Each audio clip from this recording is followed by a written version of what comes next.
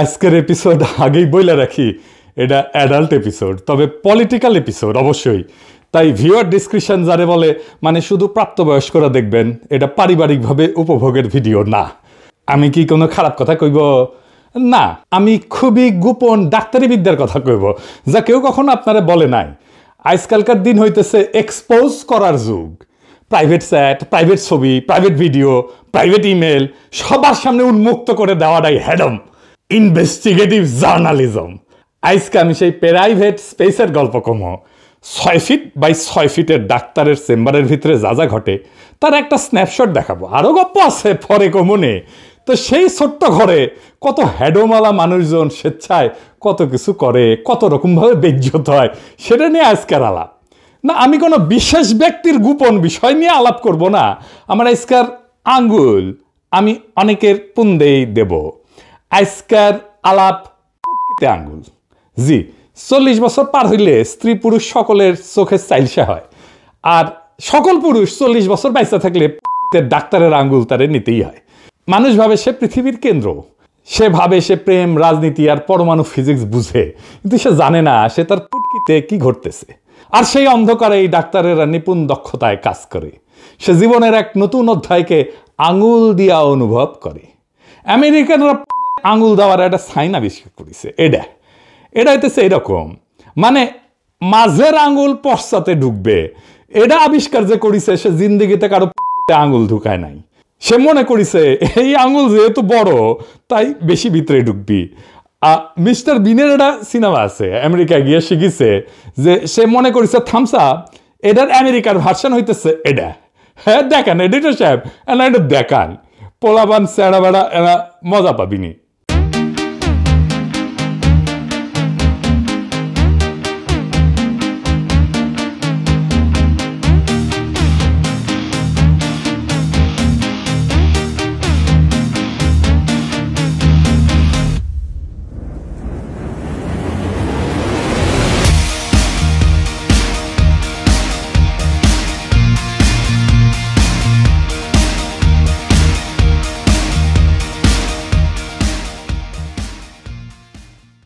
কিন্তু কথা হইতেছে আপনার এই আঙ্গুলটা বড় হইলেও এটা ভিতরে ঢুকবি না। হ্যাঁ, বেশি বড় জোর এই পর্যন্ত ঢুকবি, এইখানে এসে আটকে যাবি, এই যে এটি আটকে যাবি।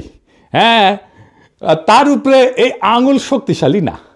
হ্যাঁ, পুটকির ভিতরে আঙুল আপনি ঢুকাইতে পারবেন না, ভেঙে যাবে, আঙুল ভেঙে যাবে, কিন্তু পুটকির কিছু হবে না। পুটকির স্ফিংটার হেভি টাইট, বুঝছাও? সেই জন্যে আমেরিকান ফাকিং সাইন, আমেরিকান ড্রিমের মতোই অকাজের ইচ্ছা আছে, কিন্তু কখনো এটা বাস্তব হবে না। তাইলে কোন আঙ্গুল সবচেয়ে কার্যকর? সেটা তর্জনী। এটা শক্তিশালী, পুটকির সকল রেজিস্ট্যান্স ভেদ করে গভীরে ঢুকে যেতে পারে। সেই সত্যটা আবিষ্কার করেছিল দুনিয়াতে প্রথম কে?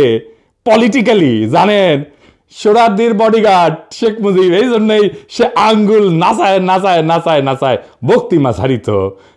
আর এই জন্যে রক্ষী বাহিনীর লোগো ছিল এই আঙ্গুল। সে জানতো বাংলাদেশের কোন দেশে আঙ্গুলে ঢুকাবে। এক সময় বাংলাদেশের পদ মারার জন্য তার তর্জনীর আস্ফলন ছিল। তার মানে এই তর্জনী ইজ অলসো পলিটিক্যাল তর্জনী, মানে ক্ষমতা।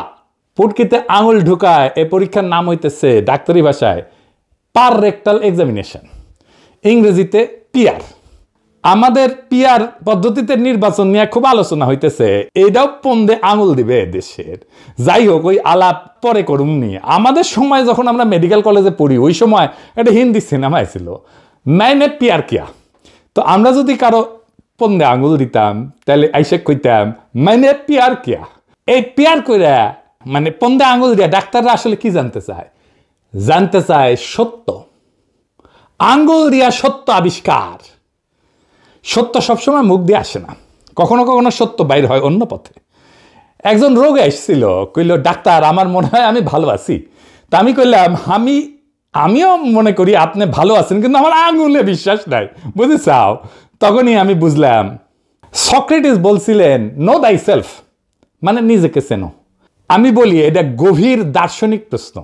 নিজেরে চিনবে কি? নিজের পন্দের খবর রাখে না, যে নিজের পন্দ চিনতে পারে না, অন্যের সাহায্য লাগে নিজের পন্দ চেনার জন্যে, সে নিজেরা জানবে কিভাবে?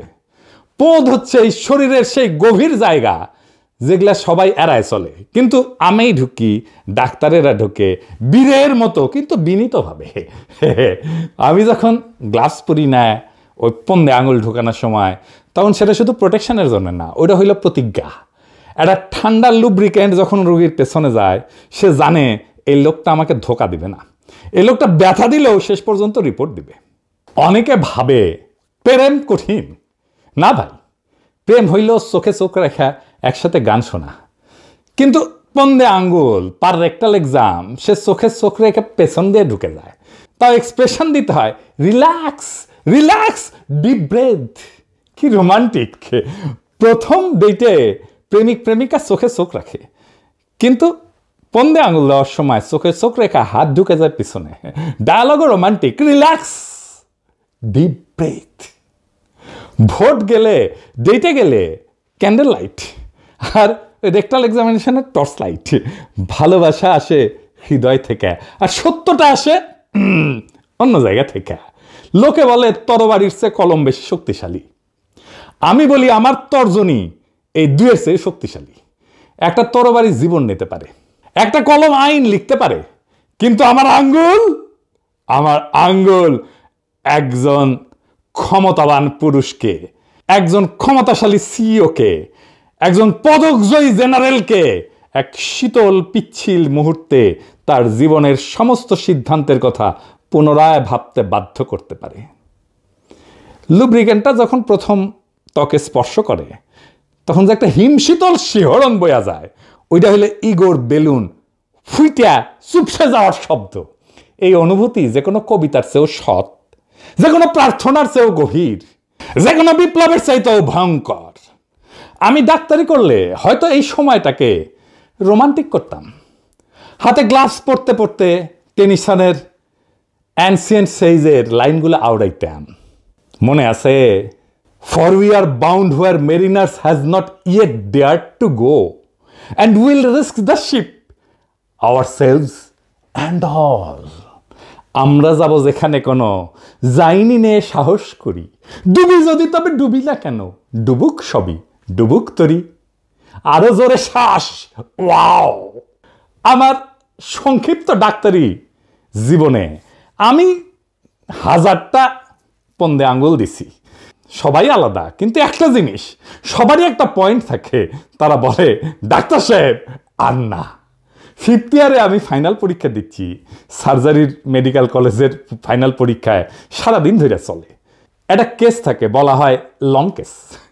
মানে আপনাকে একটা সত্যিকারের রোগী দেওয়া হবে, একটা বেড দেওয়া হবে, আপনি সেই রোগীকে দেখবেন, তার কি রোগ হতে পারে সেটা ডায়াগনোসিস করবেন, কি কি পরীক্ষা নিরীক্ষা দেওয়া যেতে পারে সেটা দেখবেন, এবং আপনাকে ওই রোগীর বিছানার পাশে সেই বাঘা বাঘা প্রফেসররা আইসা প্রশ্ন জিজ্ঞেস করবে, আপনি কি পাইছেন, কেন পাইছেন, কেন মনে করতেছেন এটা এই অসুখ ওই অসুখ না। এই পুলসেরাত পার হইতে হবে, তাইলে আপনি নামের আগে ডাক্তার লিখতে পারবেন। তো আমার ভাগ্যে পড়লো একজন রোগী যার প্রোস্টেটের সমস্যা। এই রোগীকে পুটকিতে আঙুল দিয়ে এক্সামিনেশন করতেই হয়। আমি হিস্ট্রি টিস্ট্রি নিয়ে তারে এক্সামিনেশন করার জন্য গ্লাভস চাইলাম, ভেজলিন চাইলাম, আর কইলাম ওয়ার্ড বয়কে পর্দাটা লাগাই দেন ভাই। পর্দা লাগানো শেষ হইলো, আমার গ্লাভস পরাও শেষ। আমি হাতে ভেজলিন লাগাইতেছি আঙ্গুলে ভালো করে, এটা প্রবেশ করাবো একটু পরেই। তো ওই লোকটা আমার গলা জাপটায় ধরে আমারে কইল, আমারে কইলেন না। প্রেমিকা তো আবেগ নিয়ে প্রেমিকার গলা চাপটায় ধরে না।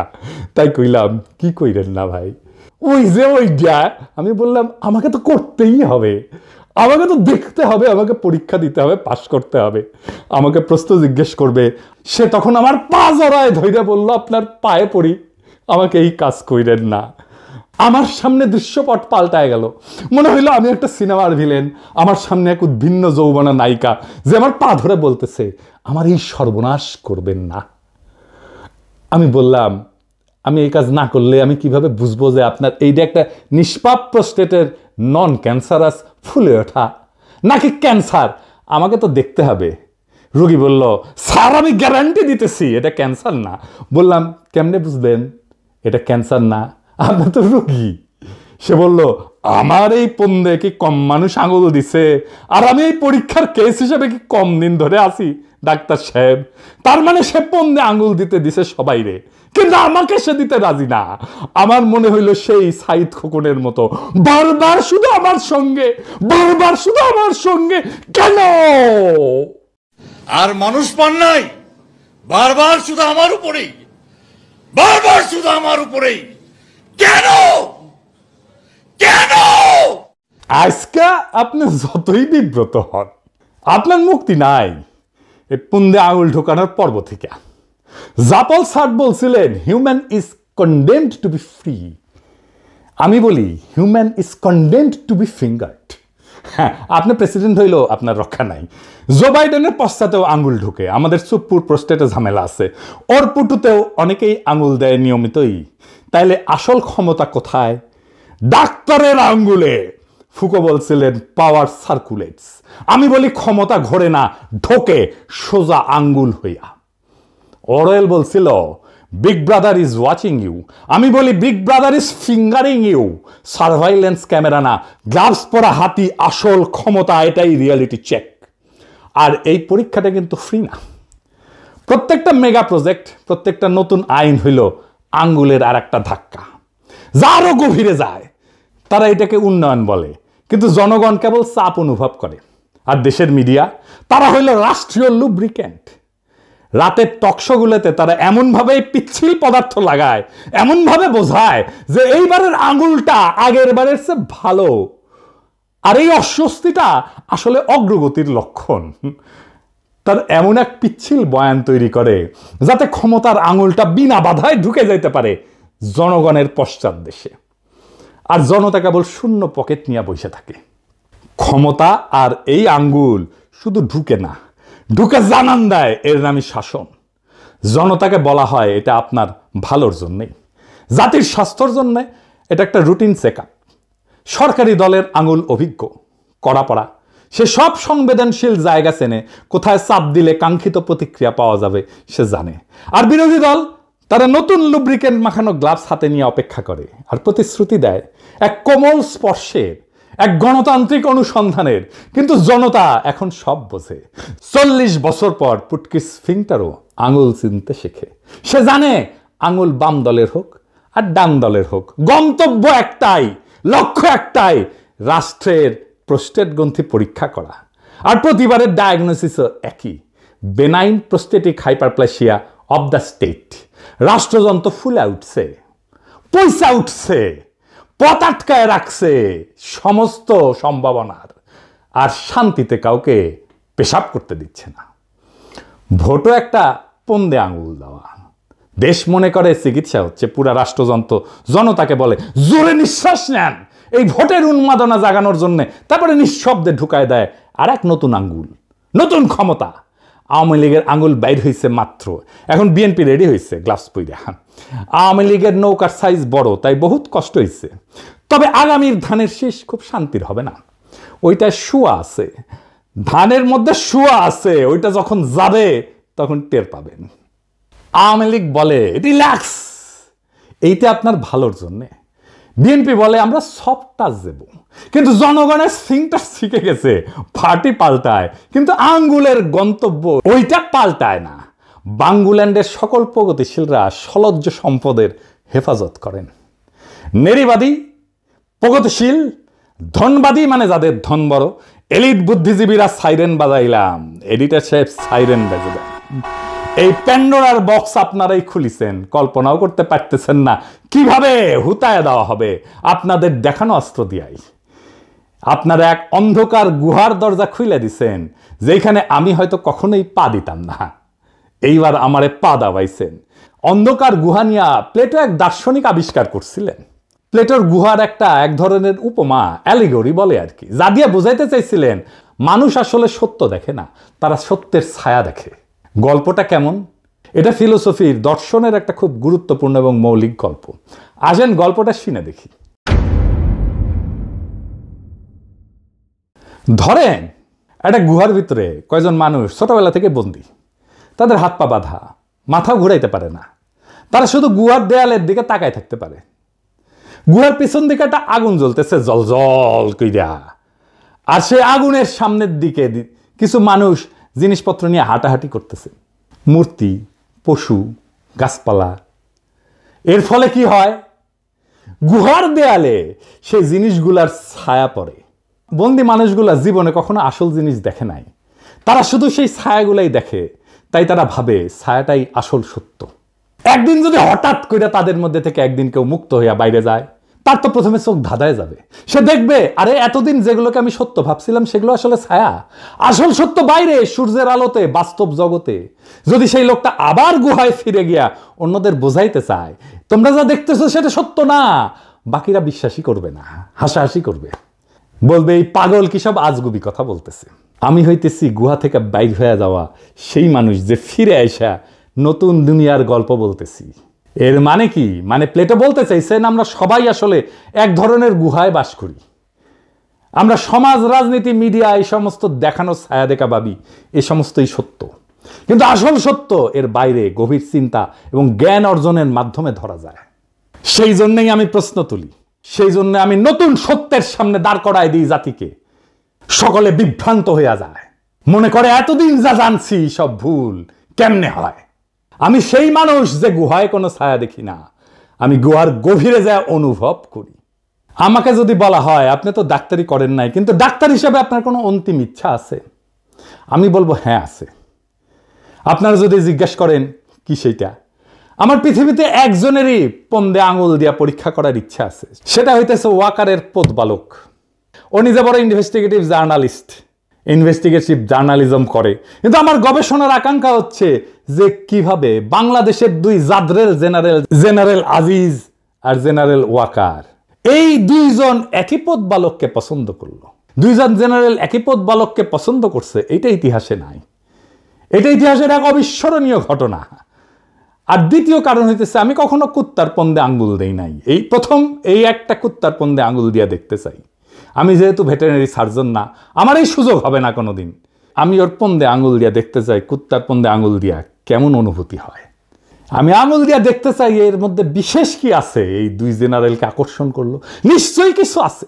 তবে পদ বালক যদি পদের বুটিক খোলে, আমি সেখানে তার মার্কেটিং ক্যাম্পেইন করে দেবো বিনা পয়সায়, স্ট্র্যাটেজি তৈরি করে দেবো, মার্কেটিং প্ল্যান তৈরি করে দেবো, প্রফিট লস অ্যাকাউন্ট তৈরি করে দেবো, তার সাথে সাথে আমি তার বিজ্ঞাপনও করে দেবো, বিজ্ঞাপনের জিঙ্গেলও তৈরি করে ফেলছি। শুনবেন সেই বিজ্ঞাপনের জিঙ্গেল, এমন পুটু কোথাও খুঁজে পাবে না কো তুমি, সকল পুটুর রানী সেজে স্বামীর পুটু ভূমি, সেজে স্বামীর পুটু ভূমি, সেজে স্বামীর পুটু ভূমি।